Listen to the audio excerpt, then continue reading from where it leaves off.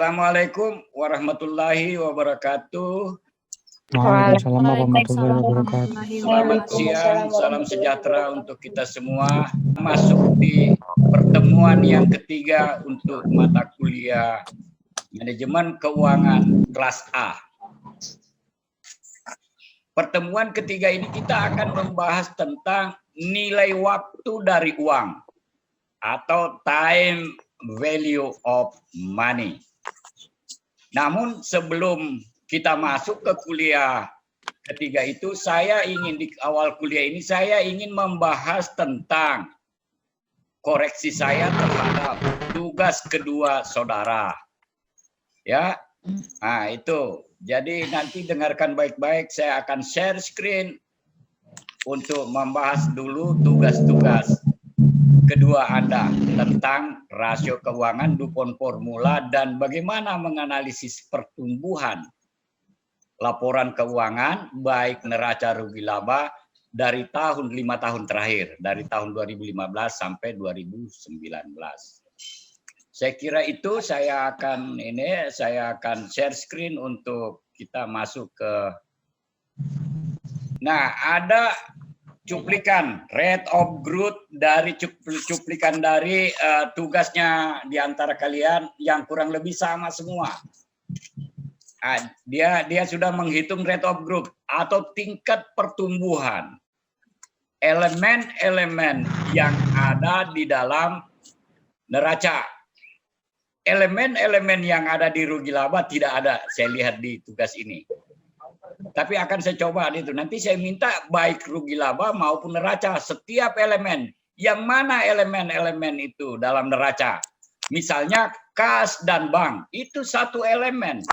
Dana yang dibatasi penggunaannya, itu juga elemen. Jadi banyak elemen, misalnya di aktiva lancar itu. Ada piutang usaha, ada piutang pihak berelasi, ada persediaan, pajak dibayar di muka, biaya dibayar di muka, piutang lain-lain. Nah, itu elemen-elemen yang ada di aktiva lancar. Elemen-elemen yang ada berikutnya di aktiva tetap dan seterusnya di pasifa, di hutang lancar, hutang jangka panjang, modal sendiri. Nah, kemudian juga elemen-elemen berikutnya adalah di rugi labanya juga, penjualannya selama 5 tahun dan seterusnya. Itu dihitung jadi kita bandingkan saja antara PN. PN itu adalah data akhir. Data akhir itu kalau kita kasusnya ini 2019. PO adalah data awal atau 2000 data 2015. Ya, kemudian rumus pertumbuhannya itu, ini udah benar ini. Rate of growth ini benar dia pertumbuhannya, tapi ketika dia menghitung, coba gini. Jadi saya katakan yang pertama, perlu diberi komentar terhadap masing-masing data atau elemen-elemen itu selama 5 tahun. Misalnya ini kas. Nah, perhitungan ini dia kas dan bank. Jadi untuk kasnya ada komentar saya itu. Untuk kas dan bank dari perusahaan selama 5 tahun terakhir 2015 sampai 2019 adalah sebesar 0. Kenapa? Coba lihat data PN-nya 10,914,101,139. Di PO-nya ini 1 itu juga. Berarti kalau itu dikurangi itu kemudian 0 dikurangi 0, ini kan 0 jadinya. Ini jadi tidak ada tingkat pertumbuhan. Disebut saja. Lihat data PN-nya, lihat data PO-nya. Kalau sama PN dengan PO berarti tidak ada pertumbuhan. Nggak usah dihitung. Ya, adalah tidak ada pertumbuhan. Karena kas dan pada tahun 0 itu adalah sebesar ini. Dan pada komentarnya seperti itu. Ini langsung dia bagi lagi. Wah, ini nggak bener ini. 0 dibagi apa? Ya tak terhingga. Ya, itu. Nah, coba lihat misalnya di posisi aset. Jadi tidak ada pertumbuhan pada elemen kas dan bank. Begitu komentarnya. Itu baru satu elemen. Nah, berikutnya elemen-elemen yang lain. Nah, sedangkan pada elemen neraca, PT yang bersangkutan tahun 2015 sampai 2019 itu mengalami penurunan. Kenapa dia turun?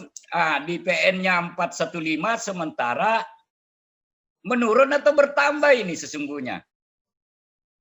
Menurun. Ya, di PN-nya 415, kemudian di terakhirnya Di awal. PO-nya. Ini PN-nya mestinya ini dibalik ini. Ya, PN dikurang PO. Jadi data akhir, data di 2019 dikurangi data, ya, besaran yang ada di data 2019 dikurangi besaran dari data di 2015. Dibagi dengan data PO-nya. Jadi PO itu pengurang. Nah, kalau ini dia minus jadinya. Tapi apa betul data itu saya nggak tahu. Caramu memperoleh data barangkali keliru. Ini keliru dia ini. Nah, tetapi kalau itu benar berarti terjadi ini mengalami penurunan. Di mana total aset pada tahun 2015 itu adalah itu 415 ini 2015. Sedangkan 2019 552. Mestinya ini dikurangi data akhir dikurangi dengan data 2019, data 2019 dikurangi data 2015 dibagi data 2015. Itu rate of growth namanya. Nah, baru beri komentar seperti ini kira-kira ya. Kalau ini benar ya maka seperti itu. Saya duga salah. Nah, ini adalah kesalahan dan menghitung dengan rumus. Mestinya PN PN dikurangi PO dibagi PO sama dengan 55 ini dikurangi. Mestinya begini dia. Tapi saya nggak tahu datanya, tergantung data kamu yang kamu sudah kirim di data pertama itu. Kalau Anda padukan kayak di tugas awal itu, saya kira Anda padukan antara data tahun 1 sampai tahun 2000 itu, ya bukan menghitung ini sesungguhnya. Bagaimana kita menganalisis rasio-rasio keuangan. Nah, caranya ada kuantitatifnya, menghitung-hitung sesuai dengan formula yang ada, dipahami baik-baik, kemudian dianalisis. Apa yang bertumbuh, elemen neraca apa yang bertumbuh, dan elemen neraca apa yang rugi laba apa yang bertumbuh, ataupun mengalami penurunan. Apa sebab penurunannya, apa sebab meningkatnya, nanti kita lihat. Nah, itu kira-kira, jadi perlu ini. Begitu pula dengan ini, dengan analisis setiap elemen yang ada dalam neraca dan rugi laba. Begitu pula dengan earning power berdasarkan dusun formula. Bandingkan antara 2015 dan 2019. Kemudian jelaskan apa penyebab dan penurunannya. Jadi ini namanya analisis kualitatif. Kuantitatifnya kamu berhitung apa yang menyebabkan dia naik atau turun, itu analisis kualitatifnya. Ini yang Anda harus paham baik-baik. Nah, saya kira itu dulu ya. Ini Anda boleh bertanya dulu dengan tugas ini. Saya beri waktu untuk Anda. Atau sudah paham semua?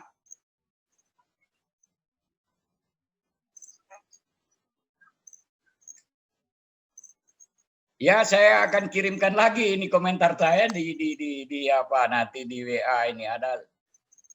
Nah, ini 2015 saya pasangkan 2019 saja. Untuk tugas ketiga itu ya, untuk dupon formula. Nah, jadi dianalisis semua, ada kualitatifnya kayak tadi itu, ada keterangannya seperti ini. Sedangkan pada itu gitu caranya kita kalau mempelajari analisis rasio keuangan. Menjelaskan data-data yang ada dalam neraca maupun rugi laba. Yang dianalisis dilihat itu dari satu elemen neraca atau satu elemen rugi laba. Nah, nanti dibandingkan itulah rasio keuangan. Nah, harus diberi penjelasan secara kualitatif seperti ini. Jadi tugas yang lama ya biarlah seperti itu. 2 dan 3 saya lihat ada yang menulis 2 dan 3. Ini enggak usah dibagi, ini tugas 2. Nah, tugas 3 itu analisis ininya, baik angka-angkanya, tingkat pertumbuhannya, DuPont formulanya, dianalisisnya setiap elemen-elemen yang ada dalam elemen itu, misalnya total asetnya saja itu elemen, kasnya saja itu elemen, atau penjualannya saja, biaya administrasi umumnya saja di rugi laba, nah, itu namanya elemen-elemen. Lihatlah banyak sekali elemen. Nah, jadi butuh waktu untuk mencoba berpikir, menghitung dan berpikir. Jelaskan masing-masing elemen.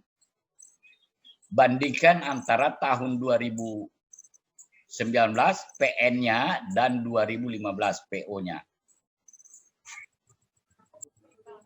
Ya Pak, makasih. Tapi ya data awal kalau 2016 dengan 2018 data akhir ya itu nggak ada masalah, berarti hanya 2 tahun ya. Iya Pak, kan perusahaannya sudah di atas 5 tahun, tapi datanya yang tersajikan cuma di situ Pak.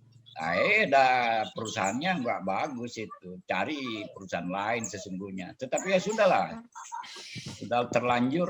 Kamu mestinya dari awal itu ya terbuka aja di WA Group mengatakan bahwa saya ini datanya hanya gini. Nah, ganti perusahaan. Kamu ada 500-an lebih perusahaan. Saya kira itu ya. Ya Pak.